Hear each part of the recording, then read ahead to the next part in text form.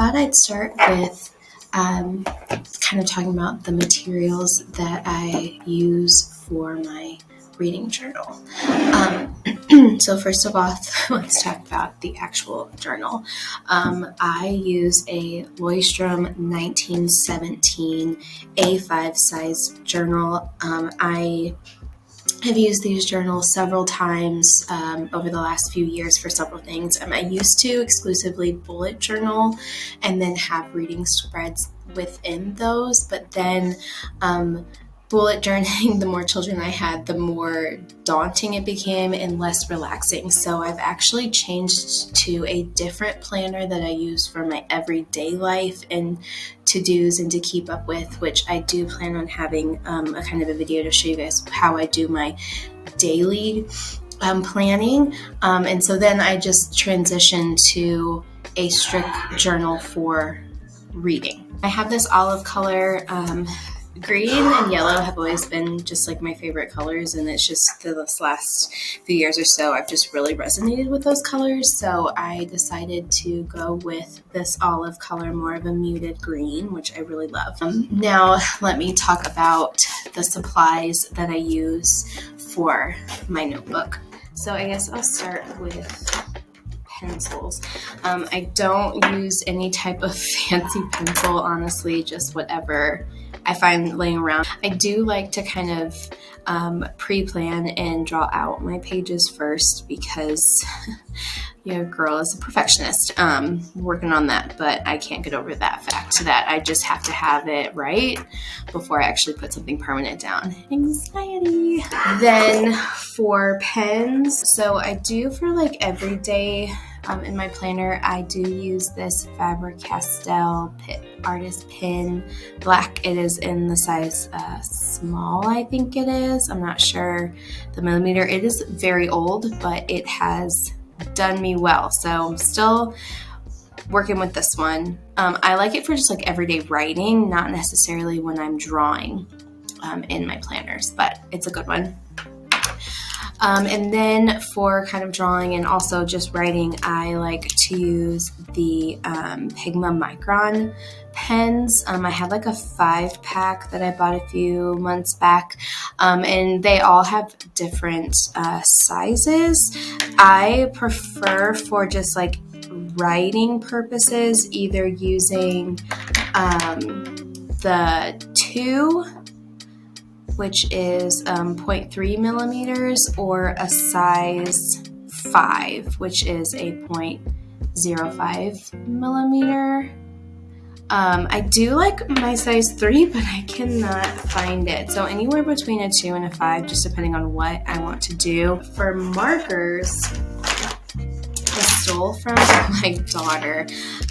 So she has these Hethorne dual brush pens that she likes to color with, and they're actually really nice. Your typical like brush pen, which I like to kind of draw in with like large areas, but then it does have a fine tipped end, kind of like the Micron markers. And I kind of already pre-planned the color palette that I want for my notebook this year.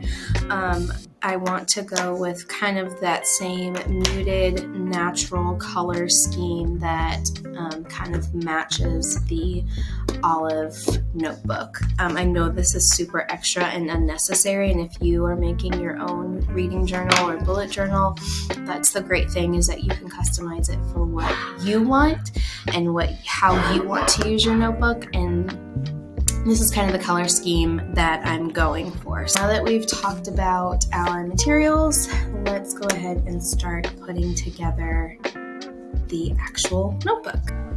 So when you first open the notebook, it's going to bring you to a table of contents. I rarely use that, so I'm just going to go ahead and move on to my own personal title page.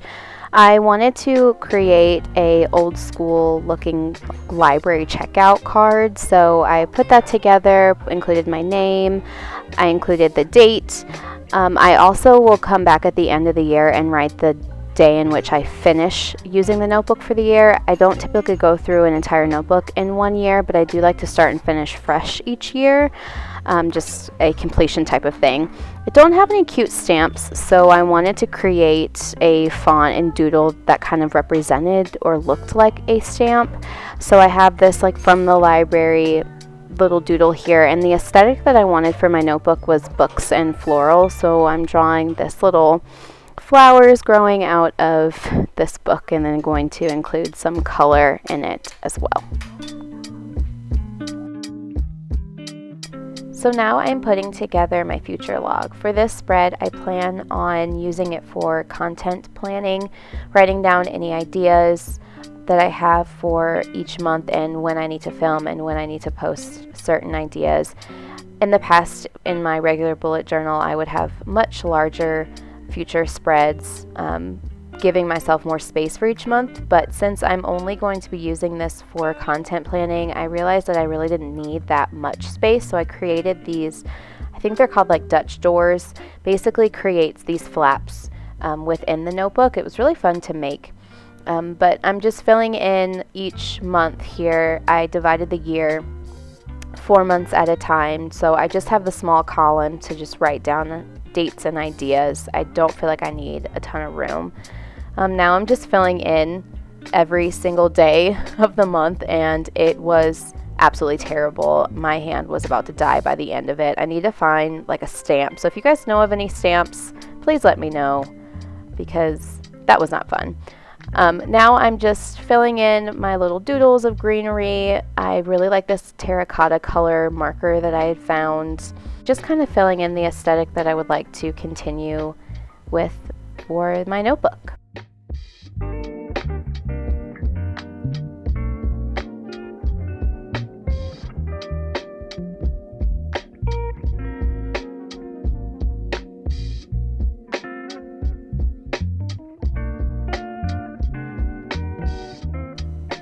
So you can see that I have the full year and I have these little flaps. I really like the way it turned out. It was kind of sloppy, but I kind of want to lean into that. So this is my book tracker spread. This is where I plan to write down all of the books that I read for this year. This year I have a goal of 40 books. I'm hoping to reach that goal, and if not, exceed that goal. I've got some challenges that I have planned to kind of guide my TBR throughout the year. I wanted to create something that was very cozy and more of a kind of just reading nook aesthetic. I know that bookshelves are a popular spread, but I wanted to kind of take it a little bit further and create something that I would enjoy reading in, just to get me motivated to actually track my books. I found this image on Pinterest, and I decided to kind of stick with it. I did tweak it a little bit to make it a little more aesthetically pleasing for me, but I'm just creating these bookshelves, and I have 40 blank books, and what I plan to do is as I read the books, I will just fill in the titles on the shelves.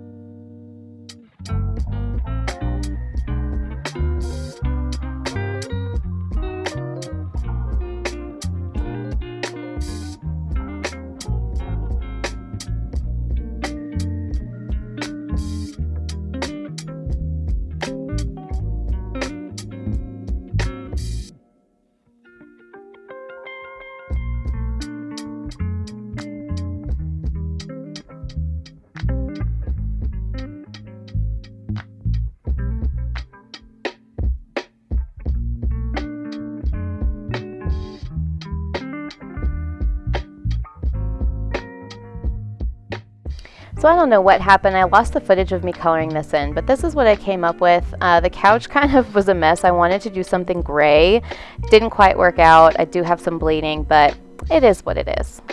So this spread is a reading goals tracker. So this is just to keep me accountable for my reading goal. Again, I said that I would like to read 40 books this year. So I would like to kind of see not only if I reach that goal of 40 books, but I want to be able to track the genres that I read. So I've listed some of the common genres that I read, and I've put them in order of what I prefer to read. So I read more fantasy, thriller, and mystery and horror, but I want to branch out and read more romance, contemporary fiction, and some classics this year. Then I went through and I drew 40 blank boxes, and as I finish a book, I will color in the box based on the color key that I've made on the left-hand side. If I really liked it, I'll include the heart, and if I thought it was my favorite book for that month, I'll put a star in the box as well. So this one is my favorite spread that came out of my notebook this year. This is my buzzword spread. So again, I'm trying to read those 40 books and actually trying to exceed that goal this year. And since I am a moody reader, I can't just make like a list and stick to that list of books that I'm going to read. So I've found some challenges that will help me kind of guide my TBR and motivate me to pick something more so within like a prompt instead of a specific book, because I have to be in a mood to read a certain book. So if I just kind of guide myself with a prompt, I think that I'll be more successful. I absolutely love Kayla from Books and Lala, and every year she does her buzzword challenge where she sets like a word or a phrase for each month, and you try and read a book to fulfill that prompt. So because of buzzword, I thought it would be kind of fun to create a like bumblebee honeycomb type of spread. So you can kind of see me filling in the honey and the bees. And now I have a hexagon for each month, and then I am writing in the prompt that she has. So for example, for January, it's life and death. You would read a book that is either concerning life or death, or even have those words in the titles. And so as I read those books, I will fill them in those hexagons. Now I'm just adding some fun color, trying to get kind of that honeybee aesthetic going, but I really, really love the way that this one turned out. So now I'm filling in yet another challenge to help me be successful in my goal, and I decided to do a book bingo. I loved bingo as a kid. I love to do it now. So I thought it would be fun to give myself, once again, some more prompts, just almost like mini goals of different books that I would like to read throughout the year and try and get a blackout. I probably won't get all of these done, but if I can at least get one or two bingos, I'll be happy.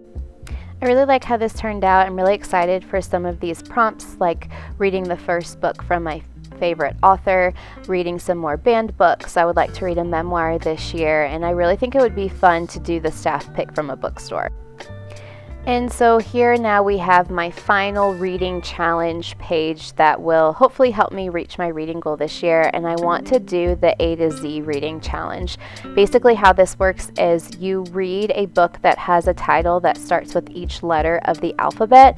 Now I'm hoping with these challenges that a lot of them are overlapping, so I can kind of knock more than one bird out with one stone, but we shall see. I'm kind of nervous for some of these letters that might be more obscure and harder to find, like the X or the Q, but actually I think I'm actually going to satisfy Q because I am reading the Throne of Glass series, and I think there's the Queen of Shadows in there. So I am excited. Hopefully I can get the alphabet done, and that'll be 26 books.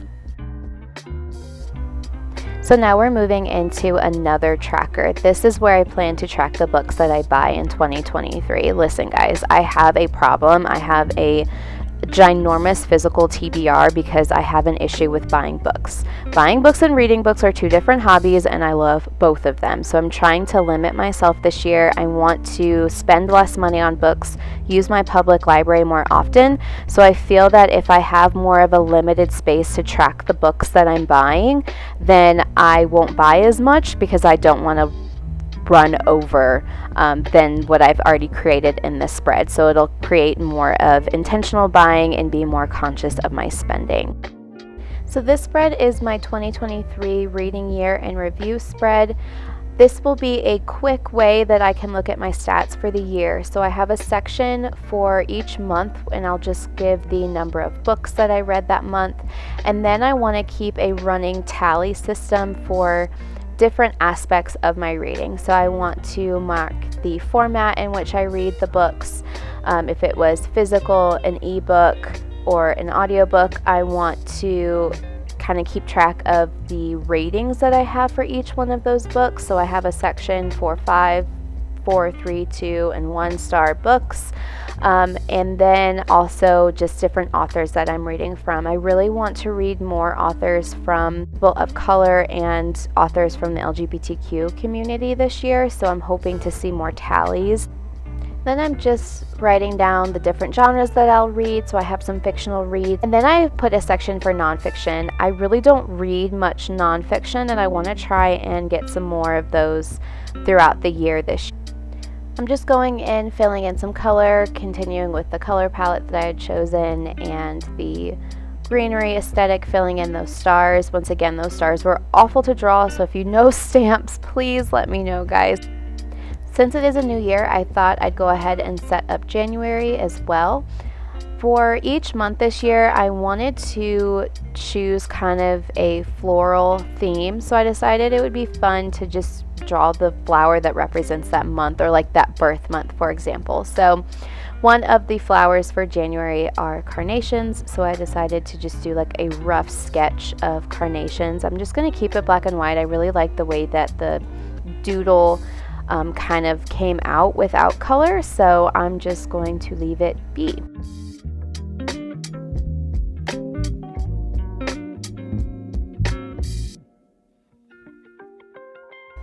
So now I'm putting together the month at a glance, and this is just the monthly reading statistics that I like to track for each month. The spread is divided into 3 major areas. I have a area where I'll mark all of the books that I read, and then I have just a general statistics area where I will mark all of the books that I've read, all of the pages that I've read, my average star reading, the total books that I bought for that month, the total days that I read for the month, and my favorite book of the month. And then the left hand side is where I like to track the pages that I read daily. I usually read at least 20 pages a day, and I don't ever remember reading more than 500 in a day. So each book that I read will get a color, and I'll fill in the bar graph based on how many books I read that day, and then I can see what book I was actually reading. So just a quick flip through. I really like the way that my future log came out with the Dutch doors and the tabs. I'm really excited about the book tracker, even though that couch is going to drive me crazy with the bleeding through. Really love the buzzword. That was definitely my favorite of the notebook this year. I'm really hoping to get through all 26 letters. The book spot, hopefully I'm staying accountable, and I'm excited to see how my stats turn out for the year.